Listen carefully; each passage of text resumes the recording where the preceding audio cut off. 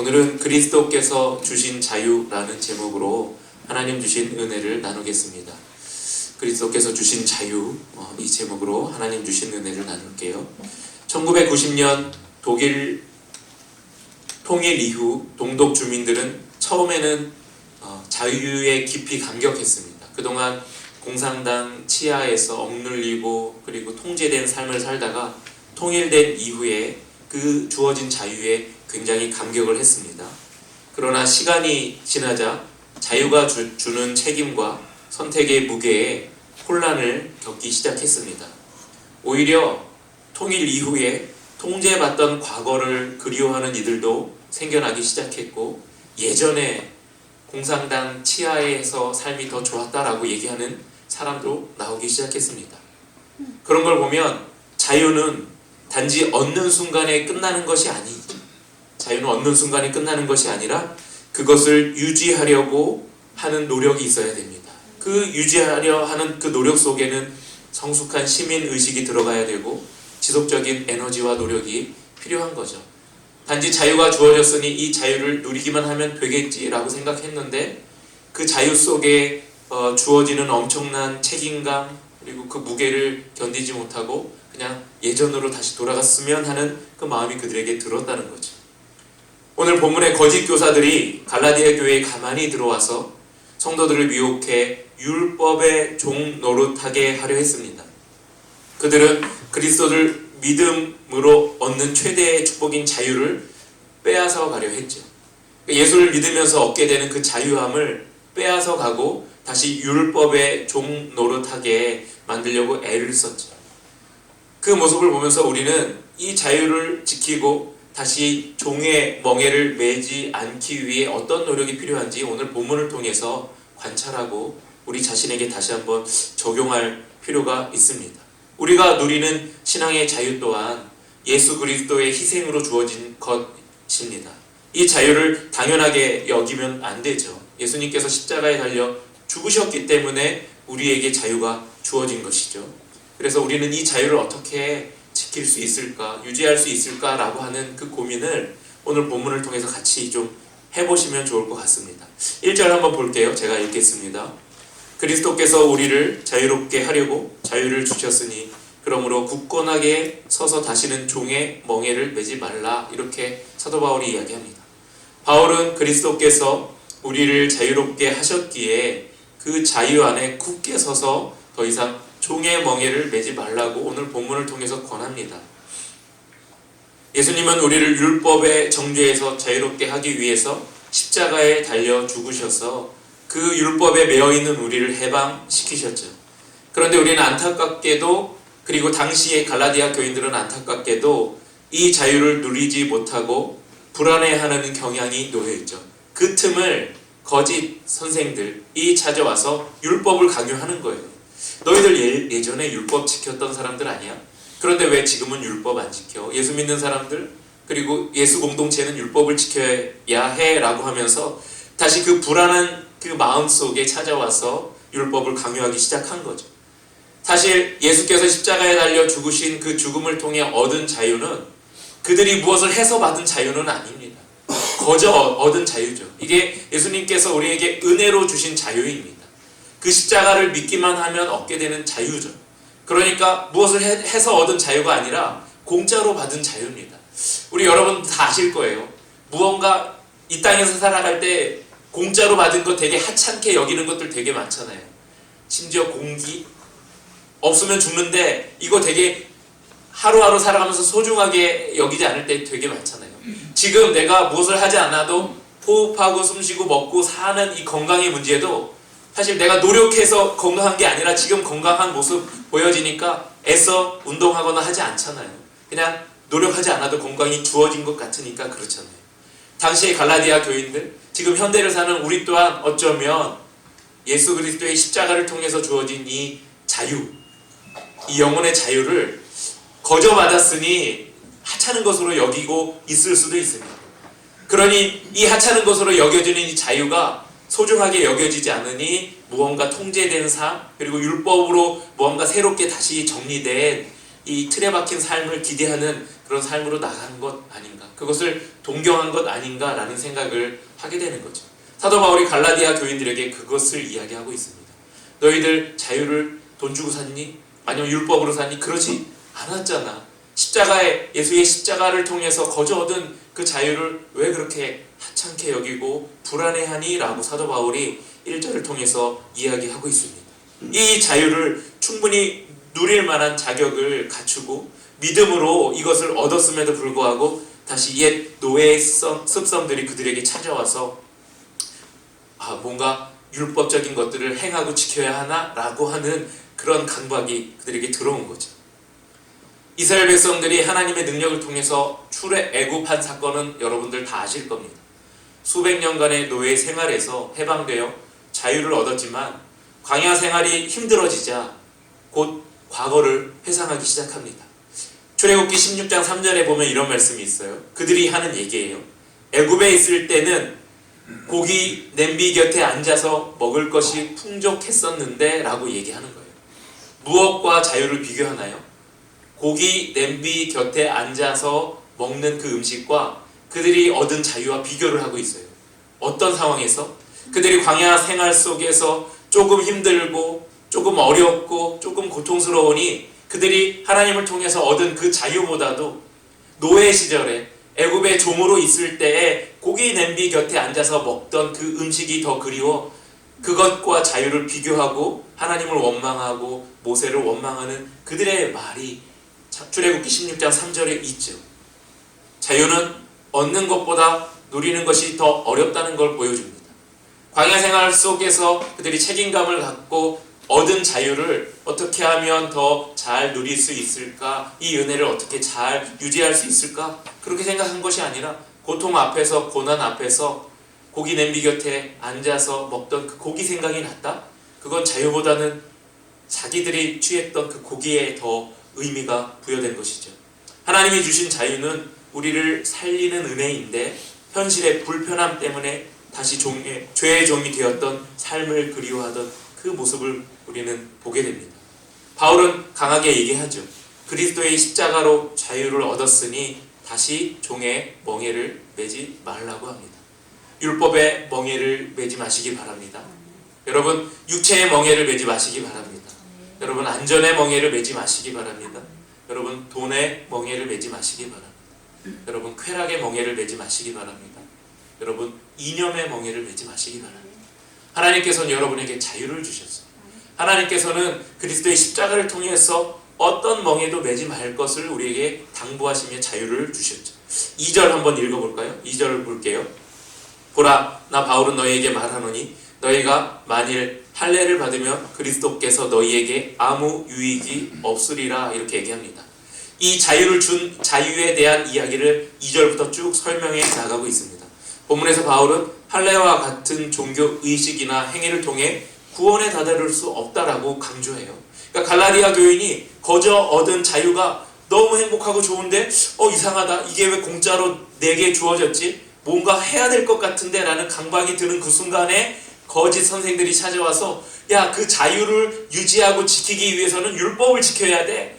율법을 지키기 위해서는 할례를 받아야 돼. 할례를 받고 또 율법에 나와 있는 조항들을 하나하나 꼼꼼히 체크해 가면서 너희들이 지켜야 그 자유를 유지할 수 있어. 이렇게 자꾸 강요를 하는 거예요. 그러니까 바울이 그렇게 얘기하는 거예요. 야, 종교 행위로 그리고 종교 의식으로는 구원에 다다른 그 자유를 유지할 수 없어 라고 이야기하는 겁니다. 율법이 구원의 방편이라고 주장하는 사람들의 그 율법을 강조하는 그것을 사도 바울이 다 깨트리는 거예요. 너희들이 그걸로 구원을 받았어? 자유를 얻었어? 그거 아니잖아. 그리스도의 십자가를 믿음으로 자유를 얻었는데 왜 자꾸 율법으로 돌아가려고 그래? 뭔가를 하려고 그래? 뭔가를 지키려고 그래? 뭔가 의식을 하려고 그래? 의식 행위를 하려고 그래? 라고 이야기하죠. 그러면서 사도 바울이 강조합니다. 오직 구원의 방편은 그리스도 예수밖에 없다. 그리스도 예수의 십자가를 믿는 것밖에 없다. 그리스도 예수께서 십자가에 죽고 부활하신 그 사건을 고백하는 것밖에 없다라고 강조하고 있는 거죠. 바울은 성령으로 믿음을 따라 의의 소망을 또 기다리며 너희들 견뎌야 된다라고 권면을 하고 있습니다. 5절 한번 보세요. 제가 읽을게요. 우리가 성령으로 믿음을 따라 의의 소망을 기다리노니 이렇게 얘기합니다.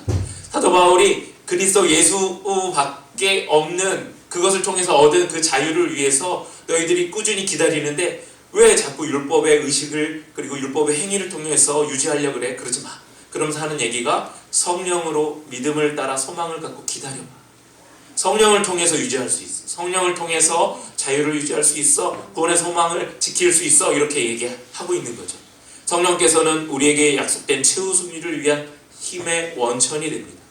우리는 성령으로 말미암아 영적인 힘을 얻어 구원의 소망을 바라며 살아갈 수 있는 거죠. 그러니까 아까 사도 바울이 지적한 것처럼 율법의 행위나 뭔가 종교적인 의식을 가지고 하나님 나라를 기대하며 살아가는 그 힘의 원천이 거기에서 나오는 게 아니라 성령을 통해서 주시는 그 믿음을 통해서 힘의 원천이 나오고 있다라고 사도 바울이 강조하고 있는 거죠. 그러면서 또 무슨 얘기를 하냐면 거기에 순종할 수 있어야 돼 라고 이야기하는 거예요. 성령께서 우리에게 찾아와 얘기하시는 그 속삭임, 성령의 감동에 대해서 순종할 때에 자유를 유지할 수 있는 힘의 원천이 거기에서 생기는 거야 라고 사도 바울이 강조하고 있는 겁니다. 7절 한번 또 볼까요? 제가 읽겠습니다. 너희가 다름질을 잘 하더니 누가 너희를 막아 진리를 순종하지 못하게 하더냐? 사도 바울이 이렇게 얘기합니다. 바울은 갈라디아 성도들에게 처음에는 신앙생활을 잘했는데 누가 길을 막고 여기에 이렇게 너희들 이렇게 방치해놨니? 너희들 왜 이렇게 된 거야? 왜 이렇게 흔들리는 거야? 라고 사도 바울이 책망하고 있는 거예요. 다름질을 잘했잖아. 다름박질 잘했잖아. 잘 뛰어갔잖아. 성령 충만해서 잘 신앙생활 해왔잖아. 그런데 지금 왜 흔들리는 거야? 왜 흔들리는 거야? 사도 바울이 이렇게 얘기하는 거죠. 왜 진리에 순종하지 못하고 자꾸 어긋난 길로 가고 있는 거예요? 지금 경주하고 있는 경주 잘 가고 있는 거야? 사도 바울이 이렇게 되돌아볼 것을 이야기하고 있는 겁니다. 여러분들은 어떠세요? 믿음의 경주 지금 잘 하고 계세요? 믿음의 경주를 잘 하고 계세요? 우리 지금 열심히 달려가고 천국 소망을 품고 천국 하나님 나라 가기 위해서 열심히 달려가고 있잖아요. 그 결승점이 언제 다다를지는 아무도 몰라요. 하나님 나라에 언제 누가 갈지 아무도 몰라요.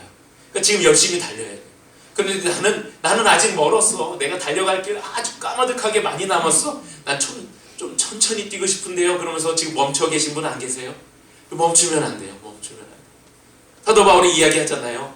너 이 다름질 잘했는데 왜 지금 너 그 다름질을 누가 멈추게 하는 거야? 도대체 무엇이 멈추게 하는 거야? 라고 사도 바울이 권면하고 있잖아요. 다시 뛰어야 됩니다. 라고 사도 바울이 말씀을 통해서 우리에게 이야기하잖아요. 언제까지 뛰어야 되나요? 의의 면류관을 받을 때까지. 하나님 나라에 들어갈 때까지 뛰어가야 된다라고 사도 바울이 강요하고 있죠.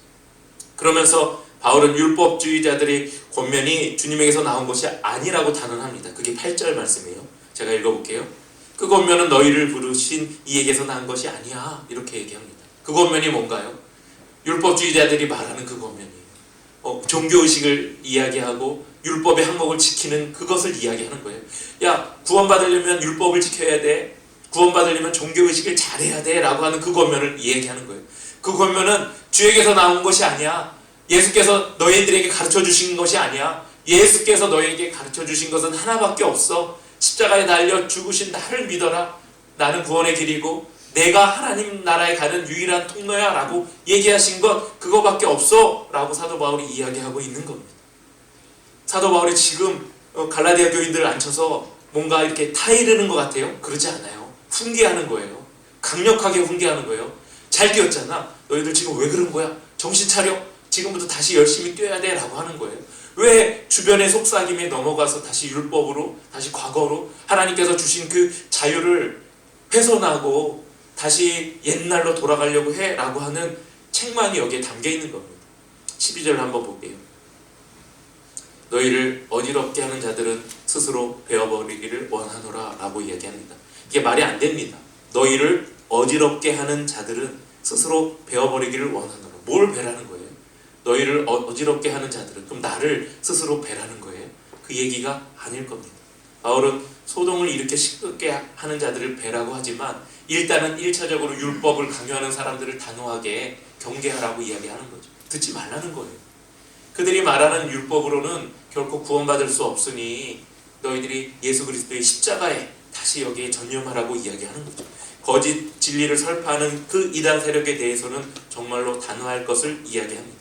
또 한 가지는 스스로 뵐 때 그들만 뵐 것이 아니라 너희들이 멍에를 쓰고 있던 것, 그것에서 스스로 배워 멍에에서 해방되기를 사도 바울이 권면하고 있는 거죠.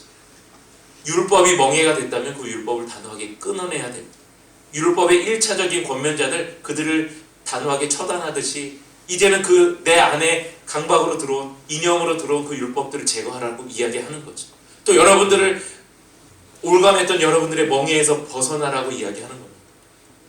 내 안에 있는 멍에들이 뭐가 있나요? 제가 아까 여러 가지 말씀드렸지만 그 종류에 포함되지 않는 것들도 있을 겁니다. 그 종류에 제가 아까 말씀드렸던 내용 중에 돈이, 또는 육체가, 또는 안전이, 또는 쾌락이, 또는 인형의 멍에가 됐던 분들 계실 거예요. 제가 열거하지 않은 이 종류에 속해 있던 어떤 멍에에 자꾸 갇혀서 그 멍에 때문에 자유함을 누리지 못한다면 사도 바울이 12절에서 말하는 것처럼 그것 좀 배워내, 그것 좀 끊어내, 이렇게 얘기하는 거예요. 여러분, 멍에가 도대체 뭔가요? 멍에, 올무 이런 얘기 다 나오는데 멍에가 뭔가요? 아시는 분? 소 아세요? 소? 예. 소를 가지고 쟁기나 이런 거를 끌 때 소 등짝에다, 목 뒤쪽에다가 거는 걸 멍에라고 합니다. 그거 얼마나 무거운지 아세요? 그러면 멍에만 걸려 있나요? 소에게? 짐이 같이 딸려옵니다. 여러분 안에 멍에가 있다면 그 멍에에 딸려오는 짐들이 반드시 있을 겁니다. 걱정, 근심, 괴로움, 스트레스. 그 멍에를 벗지 않는 한 그 짐은 영원히 여러분을 딸려올 겁니다. 돈에 멍에인 분들은 돈과 연관된 짐들이 반드시 있을 거예요. 육체, 스트레스, 아니면 또 다른 인형, 무언가도 좋아요. 멍에만 있지 않아요. 멍에에 걸려있는 짐들이 반드시 딸려옵니다. 그러니 그 멍에만 벗으면 짐도 같이 벗는 건데 자꾸 짐을 해결하려고 그래요. 우리는 이상하게 멍에는 안 벗고 짐만 해결하려고 하잖아요. 이 짐 좀 벗어나고 싶어. 근데 돌아보면 멍에는 여전히 쓰고 있어. 멍에를 벗으면 짐도 없어집니다. 멍에를 벗을 때 자유함이 찾아오죠. 근데 자꾸 딸려오는 것들, 걱정, 근심, 스트레스, 염려, 되게 많아요. 근데 돌아보니까 멍에는 쓰고 있어. 그러니 짐이 안 벗어지죠. 멍에를 벗어야 돼요. 여러분, 멍에를 벗고 자유함을 누리시기 바랍니다. 예수님은 우리에게 영적인 자유함을 주셨어요. 그 십자가의 은혜를 통해서 자유함을 주셨어요. 그러면서 우리에게 이야기하시는 게 다시는 종의 멍에를 매지 말라고 하십니다. 그 멍에 좀 매지 마. 왜 그건 왜 그렇게 힘들게 그 짐들을 끌고 다니면서 살고 있어? 라고 우리에게 권면하시죠. 이 멍에를 매는 건 악한 영들과의 싸움일 수도 있습니다. 어느 중독 재활센터에서 들은 간증입니다. 한 남성이 오랜 알코올 중독에서 회복되어 자유를 얻었어요. 얼마나 기쁠까요? 알코올 중독에서 회복됐다니 얼마나 기쁠까요? 회복됐으니 그 센터에 더 이상 있을 수가 없겠죠. 사회로 나갔습니다. 그러나 사회에 나가자 그에게 괴로움과 스트레스가 다시 찾아옵니다. 괴로움과 스트레스가 찾아오니까 이 사람이 뭘 찾냐면 괴로움과 스트레스를 해결하기 위해서 다시 술을 찾습니다. 술을. 괴로움과 스트레스라는 짐을 해결하기 위해서 다시 술이라는 멍에를 쓴 겁니다. 그러면서 무슨 얘기를 하냐면 차라리 술에 취해서 아무것도 느끼지 않고 사는 과거가 더 편했다라고 얘기하는 거예요. 차라리 이 멍에를 쓰고 괴로움이라는, 고난이라는, 어려움이라는 이 짐을 끄는 그 시절에 갇혀있는 삶이 더 편했다, 이렇게 얘기하는 거예요. 이 얼마나 바보 같은 삶입니까? 자유를 버리는 삶입니까? 종국에는 다시 중독으로 돌아간 삶을 사는 거죠. 그 인생에는 회복이 어렵겠죠. 이는 죄에서 벗어난 자유를 소중하게 여기지 못한 삶을 보여주는 간증 아닙니까? 오히려 죄의 멍에를 지고 사는 삶이 더 편했다? 자유가 나는 더 불편해? 이렇게 얘기하는 거잖아요. 신앙생활에서도 비슷한 모습이 나타날 겁니다. 하나님께서 주신 자유를 누리기보다 과거의 습관과 유혹의 미련을 두는 삶. 자유는 단지 벗어나는 것이 아니라 새로운 삶에 뿌리 내리는 결단이 필요한, 그 결단이 있어야 되는 삶입니다.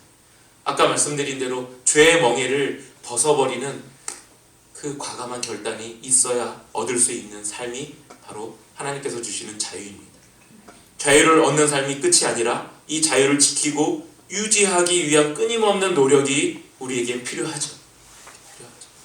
여러분이 지고 있는 그 멍에를 벗기 위해서는 끊임없는 노력이 필요합니다. 그런데 이 노력은 아까 말씀드린 대로 갈라디아 교인에게 이야기한 율법의 행위로 얻는 노력이 아니에요. 그러니까 종교적인 의식을 그 노력을 하라는 게 아니에요. 오롯이 믿음만으로 가능하다라고 하는 이 결단과 이 가르침을 수용하는 노력이 필요한 거죠. 또 성령을 통해서 깨닫고 성령의 음성에 순종하며 주의 은혜로 사는 삶의 노력이 필요한 거죠. 그러니까 율법의 노력이나 종교적인 의식의 노력이 아니라 믿음을 향한 노력이 우리에게 필요하죠. 그렇지 않고는 이 종의 멍에에서 벗어날 수 없다는 겁니다. 이 멍에에서 벗어나야 우리에게 진정한 자유의 삶이 찾아오는 거죠. 여러분 사순절 보내면서 진정한 자유를 누리셨으면 좋겠어요. 그리고 아까 말씀드린 대로 내가 걸고 살아가는 내 삶의 멍에가 무엇인지 한번 돌아보셨으면 좋겠어요. 내 삶의 멍에에 딸려오는 짐들이 무엇인지 한번 또 돌아보시기 바랍니다. 짐만 내려놔서는 멍에가 해결되지 않습니다. 멍에를 내려놔야 짐이 해결됩니다. 잊지 마시고 우리 사순절 보내면서 진정한 자유를 누리시는 여러분 신앙 되시기를 간절히 소망하고 축복합니다.